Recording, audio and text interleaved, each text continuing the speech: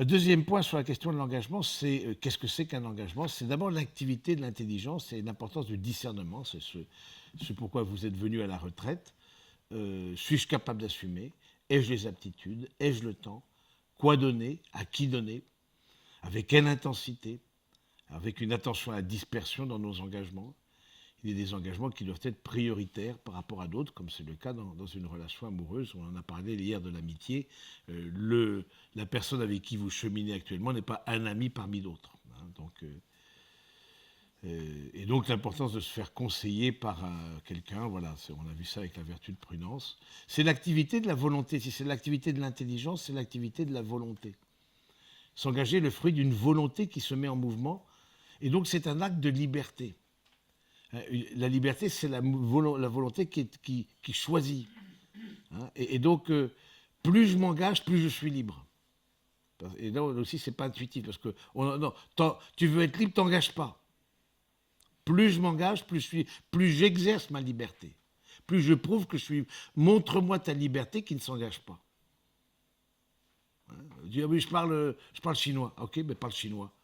Ah ben non, je peux rien faire. Ah ben non, donc tu parles pas chinois. Tu passes pas à l'acte. Donc plus je m'engage, plus je suis libre. Hein. Donc c'est un acte de liberté. L'engagement augmente notre liberté, ne la restreint pas, comme on le pense bien souvent.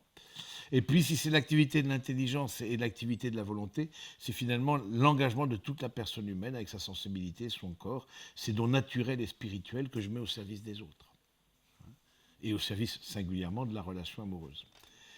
Et ce qui peut être intéressant, pour terminer dans ce qu'est-ce qu'un engagement, c'est de voir quelle est la culture de l'engagement vécue dans vos familles d'origine. Est-ce que vous sentez que dans vos familles d'origine, c'était important?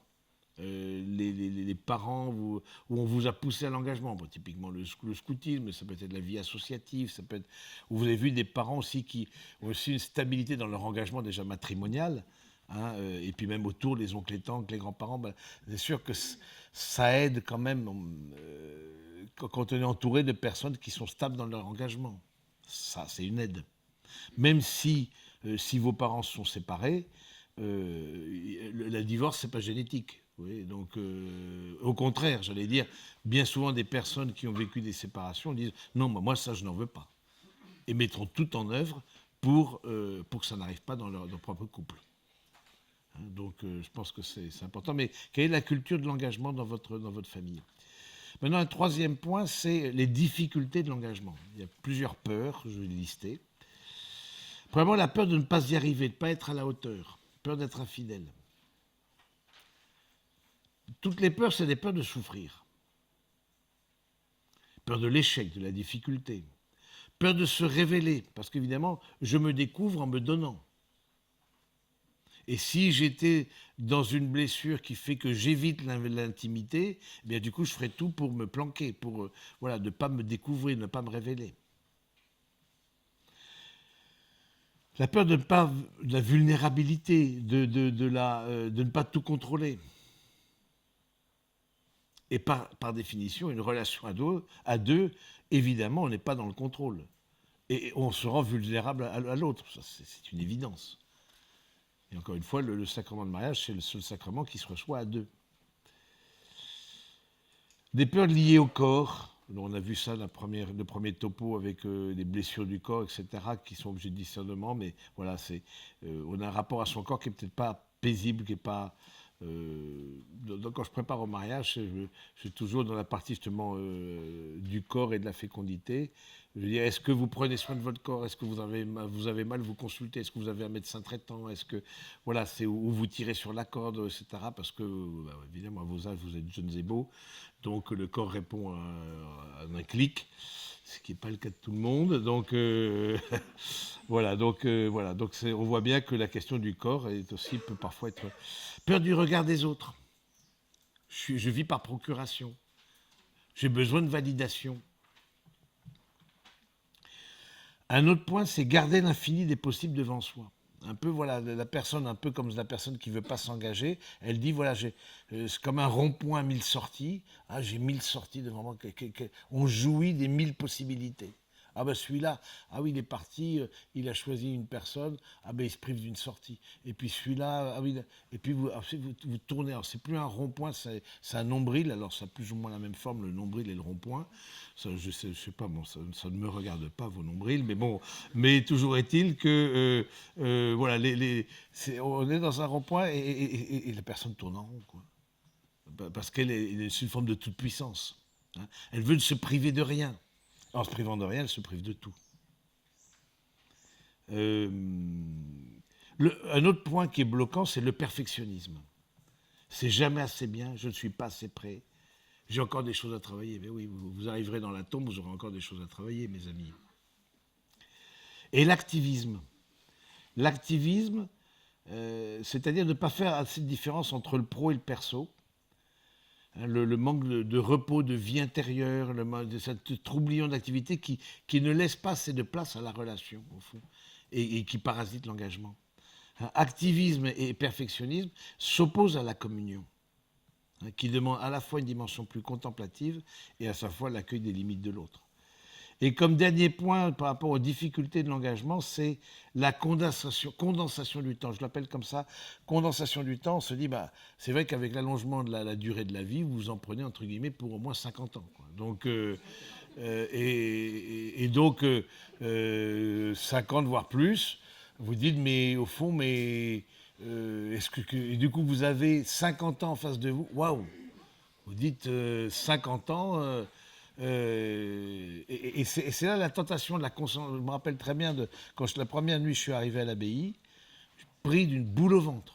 Je vais pas pouvoir vivre toute la vie ici. Et de fait, j'ai pas vécu toute la vie ici. J'étais envoyé en Argentine pour fonder la congrégation. Ensuite, je suis revenu ici. J'étais dans une maison d'Alsace, une petite congrégation avec 3 maisons, etc. Donc, puis j'ai vécu des tas de choses, etc., très différentes. Donc, mais justement, il y a une tentation de cette condensation du temps. Et je trouve que le chrétien, c'est celui qui fait mémoire. On compte en regardant en arrière. Demain n'existe pas, hier n'existe plus, pour aimer je n'ai qu'aujourd'hui. Et donc d'aujourd'hui en aujourd'hui, tu retournes, tu dis déjà 5 ans, déjà 10 ans, déjà 20 ans. C'est-à-dire tu fais mémoire. C'est comme ça que nous on compte. On compte en regardant en arrière. On fait mémoire, ce qui est une manière biblique tout à fait présente tant dans l'Ancien que dans le Nouveau Testament. Donc voilà un peu la liste des difficultés. Ce serait quoi les réponses à ces difficultés? Premièrement, la confiance. Je ne m'engage pas parce que je suis sûr d'y arriver, mais pour y arriver. C'est compter sur le Seigneur, ne pas penser qu'on va se débrouiller seul. La confiance, ensuite la miséricorde. Voilà, c'est aussi d'avoir recours au pardon. Hier, vous avez été nombreux, c'est ce que m'ont dit les frères, à recevoir le sacrement de réconciliation, ce qui les a fait veiller assez tardivement, mais c'est bien. Un prêtre ne s'use que lorsqu'on ne s'en sert pas. Et donc, la miséricorde, c'est aussi de pardon entre vous. Comment est géré le pardon? Est-ce que vous avez un petit rituel de pardon? Lequel revient le plus vers l'autre, etc. Et puis, derrière ça, c'est vraiment une humilité de fond, c'est l'accueil des limites. Parce que là aussi, on cherche la personne idéale. Je vous ai donné l'exemple de Robert Schuman. Voilà, chercher la femme idéale, il l'a trouvée, et elle cherchait l'homme idéal, et il est resté célibataire. Donc du coup, je pense que l'accueil des limites, l'autre vient, et c'est important, le discernement, est-ce que je suis capable de vivre avec les limites de l'autre?